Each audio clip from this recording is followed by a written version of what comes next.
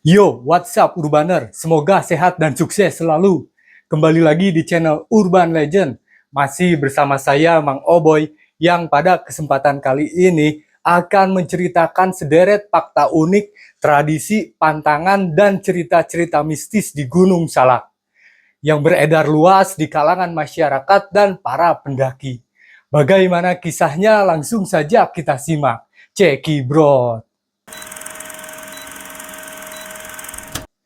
Selain menyuguhkan keindahan alam dan pengalaman mendaki yang cukup menarik, Gunung Salak dengan ketinggian 2.211 mdpl yang termasuk ke dalam wilayah Kabupaten Sukabumi dan Kabupaten Bogor, Jawa Barat ini juga sangat terkenal dengan reputasi mistisnya. Karena kaya akan sejarah dan insiden-insiden misterius yang belum terpecahkan hingga saat ini. Mulai dari banyaknya pendaki yang meregang nyawa saat mendaki, cerita legenda yang sudah tertanam di daerah sekitar gunung, dan insiden-insiden lainnya menjadi salah satu alasan yang memperkuat keberadaan cerita-cerita mistis tersebut. Namun justru keangkeran inilah yang menjadi daya tarik bagi para pengunjung atau pendaki untuk memverifikasi kebenaran dari cerita-cerita mistisnya dan akhirnya memutuskan untuk melakukan pendakian. Singkat kata, Gunung Salak tak pernah sepi dan cerita-cerita mistis yang beredar seolah menjadi tantangan bagi para pecinta alam. Berikut sederet fakta unik, tradisi, pantangan, dan cerita mistis di Gunung Salak yang beredar luas di kalangan masyarakat dan para pendaki. 1. Berasal dari kata bahasa Sanskerta. Banyak yang mengira asal nama salak adalah dari tanaman salak. Akan tetapi, sesungguhnya berasal dari kata bahasa Sanskerta, yaitu salaka, yang berarti perak. Jadi, Gunung Salak bisa diartikan sebagai gunung perak. 2. Perkampungan setan. Cerita mistis Gunung Salak yang pertama adalah Kampung Setan. Cerita ini awalnya dikisahkan seorang pendaki yang sedang beristirahat di warung sekitar area pendakian. Pendaki itu awalnya hanya membeli dan memakan pisang goreng. Setelah selesai makan, pendaki itu sadar bahwa warung tersebut tiba-tiba menghilang dan hawa di sekitarnya berubah menjadi panas. Pendaki tersebut akhirnya bisa kembali ke rombongannya. Konon para pendaki meyakini di sekitar area pendakian tersebut terdapat kampung setan, yang mana warganya gemar mengusili para pendaki saat trekking. 3. Puncak Manik. Gunung Salak diketahui memiliki cerita legendarisnya sendiri, di mana masyarakat sekitar meyakini bahwa ada pusat kerajaan gaib Pajajaran di Puncak Manik Gunung Salak. Puncak Manik itu layaknya tempat suci yang dinetralkan dari aktivitas manusia. Penduduk yang berada di lereng Gunung Salak juga percaya bahwa adanya makhluk gaib yang merupakan perwujudan dari Sri Raja Baduga Maharaja Prabu Siliwangi, raja yang dikenang sepanjang zaman. Selain itu, pada bulan-bulan tertentu, Puncak Manik diceritakan sebagai tempat digelarnya acara dongdang yang dimainkan oleh bangsa gaib. Bahkan jika pendaki berada di sekitaran tempat tersebut, akan mengalami berbagai kejadian yang tidak masuk akal. Seperti halnya cuaca yang berubah secara tiba-tiba atau juga hembusan angin yang dirasa tak tentu arahnya. 4. Suara alunan gamelan Sunda. Cerita misteri Gunung Salak selanjutnya, terdapat suara gamelan mistis jika mendaki ke arah puncak gunung tersebut. Menurut pengakuan warga, banyak sekali pendaki yang mendengar suara gamelan yang entah berasal dari mana. Pendaki tersebut mengikuti asal suara itu berasal, dan kemudian pendaki itu hilang tanpa jejak, hingga tidak ditemukan sampai sekarang. Banyak juga pendaki yang tersesat akibat terhipnotis dan mengikuti suara gamelan Sunda itu. 5. Sosok nenek tua penunggu tebing. Menurut pendaki yang ternyata pernah melihatnya, sesosok nenek tua itu umurnya berkisar 80 tahun. Bahkan nenek tua tersebut terlihat memiliki kelihayan untuk memanjat tebing yang curam. Semakin membuat bulu kuduk merinding ketika cerita nenek tua itu yang tiba-tiba saja menghilang tanpa jejak. 6. Harta karun yang terkubur. Saat Jepang masuk ke Indonesia tahun 1942, Belanda memiliki inisiatif untuk mengubur kekayaan mereka di Gunung Salak agar tidak diketahui dan dirampas oleh pihak Jepang. Mereka berencana untuk menggali harta di Gunung Salak tersebut setelah Jepang menyerah dan angkat kaki dari Nusantara. Namun faktanya, setelah Indonesia merdeka, justru Belanda sulit kembali menguasai Indonesia dan menggali kekayaan mereka di Gunung Salak. Akhirnya mereka pun meninggalkan bumi pertiwi tanpa kekayaan sedikit pun. Berita tersebut mulai menyebar di kalangan warga yang tinggal di kaki Gunung Salak. Mereka beramai-ramai mencari harta tersebut di lokasi Belanda menguburkan warisan harta kekayaan tersebut. Namun semuanya nihil, karena mereka hanya menemukan mayat warga Belanda yang tewas akibat pertempuran. Selain itu, ada pendaki yang pernah mengalami kejadian horor di Gunung Salak, yaitu mendengar suara baris berbaris tentara. Dari pengalaman ini juga menjadi cerita mistis tentang hantu Belanda. 7. Ritual melempar minyak wangi penambang emas ilegal. Para penambang emas ilegal atau gurandil di Taman Nasional Gunung Halimun Salak punya ritual khusus untuk menggali lubang. Ritual itu tidak lepas dari unsur mistis, di mana untuk menentukan lokasi galian, mereka melemparkan minyak wangi jenis apel jin yang sudah diberi mantra oleh dukun. Lokasi jatuhnya apel jin itulah yang dipercaya sebagai lokasi dengan kadar emas. 8. Sosok misterius dunia lain. Kerap dikisahkan oleh para pendaki bahwasanya saat berada di Gunung Salak, mereka seringkali mendengar atau bahkan melihat berbagai sosok gaib. Mulai dari adanya sosok monyet yang berukuran lebih besar dari gorila, babi hutan yang seukuran truk tronton, hingga suara derapan kuda. Selain hal tersebut, menurut cerita salah seorang pendaki, ketika ia mendirikan tenda di dekat bibir sungai menuju mata air, ia bersama temannya melihat beberapa orang yang terlihat berada di seberang aliran sungai. Sosok tersebut terlihat sangat jelas dengan mengenakan baju menyerupai kain ihram berwarna putih.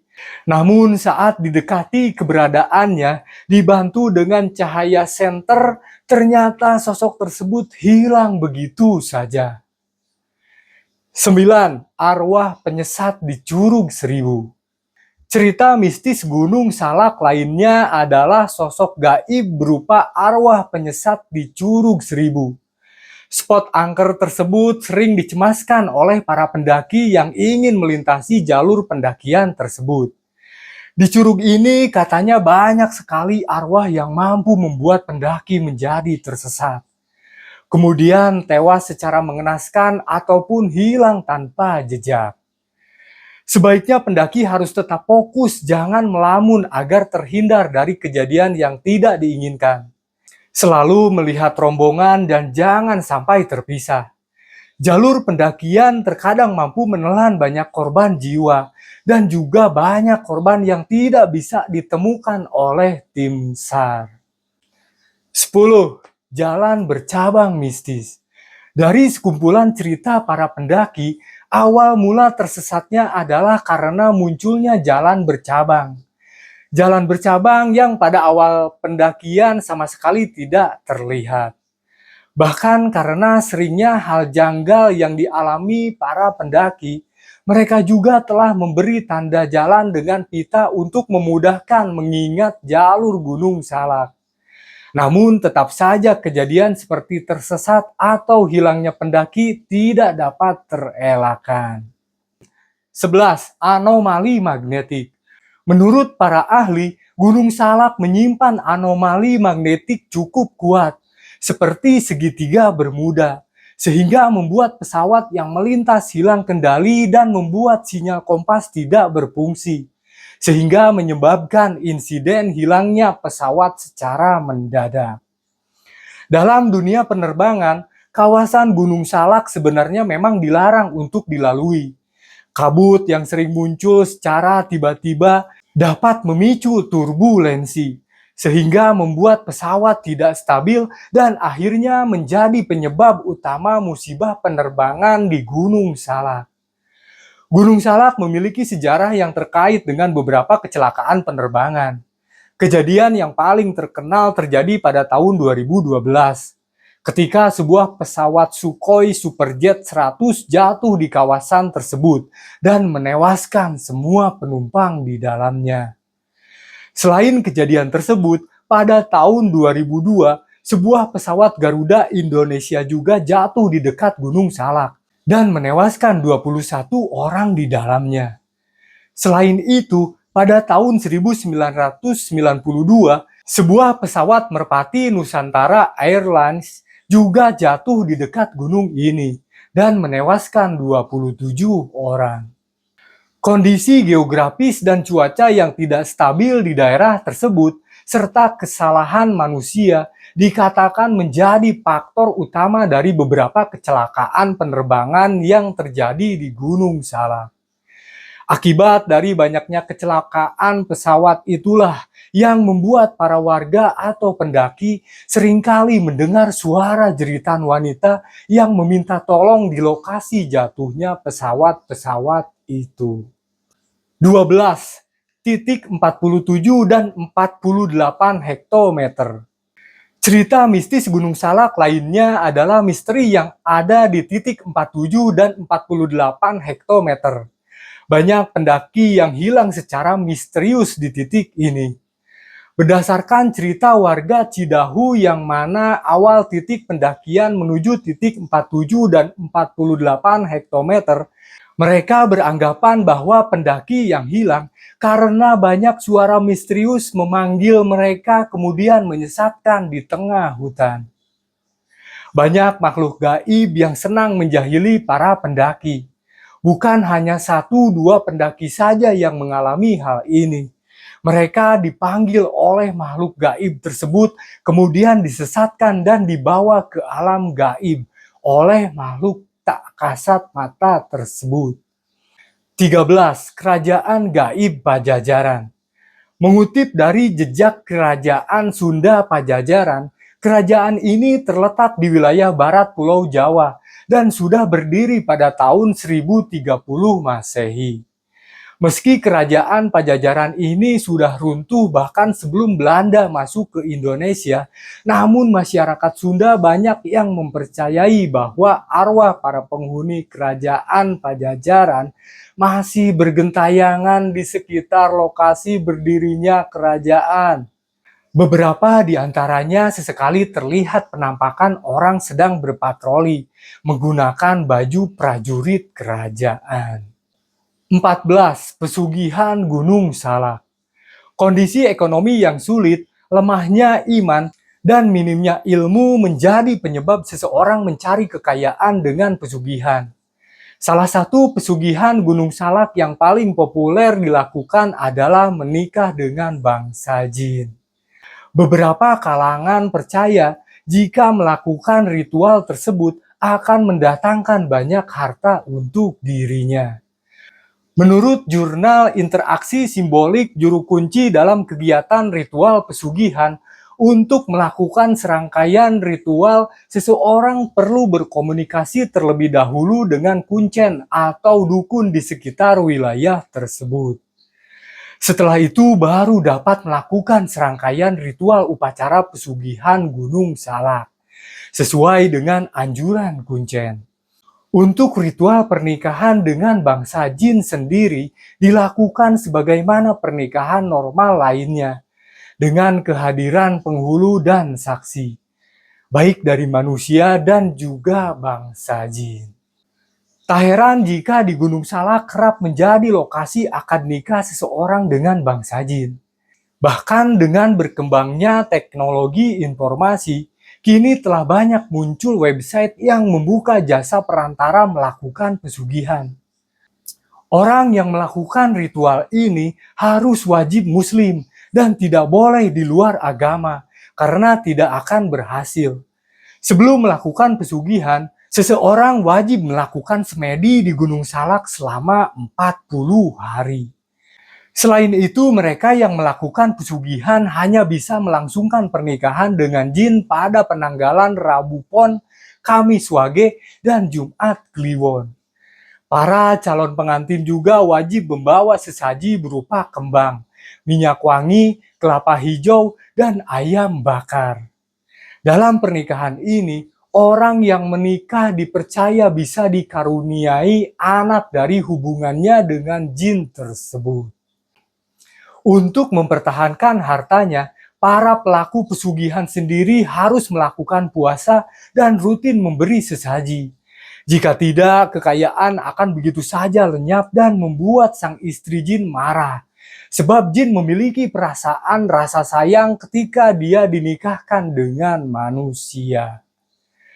Meski begitu, penjelasan di atas adalah salah satu kearifan lokal yang dapat diserap ilmunya sebagai pengetahuan saja dan tidak untuk dipraktekkan. Hal ini karena merupakan salah satu bentuk kemusyrikan dalam agama Islam. 15. Tradisi dan pantangan di Gunung Salak. Cerita mistis Gunung Salak selain yang disebutkan di atas juga didukung dengan adanya tradisi-tradisi yang masih dilakukan oleh masyarakat dan pantangan yang harus dipatuhi oleh para pendaki. Berikut beberapa tradisi dan pantangan yang harus dipatuhi saat berada di Gunung Salak. 1.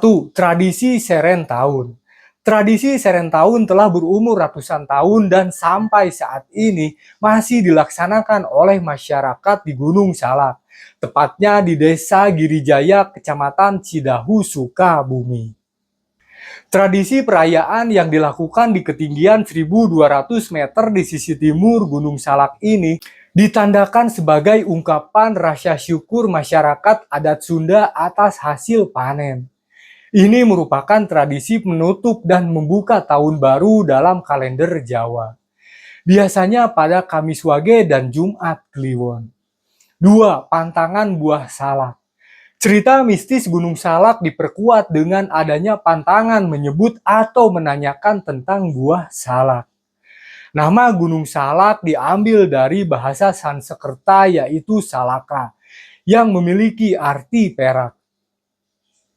Meskipun asal-usul nama Gunung Salak ini tidak ada kaitannya dengan buah salak, para pendaki tidak boleh menyebutkan buah salak atau membahas hal yang berkaitan dengan buah salak.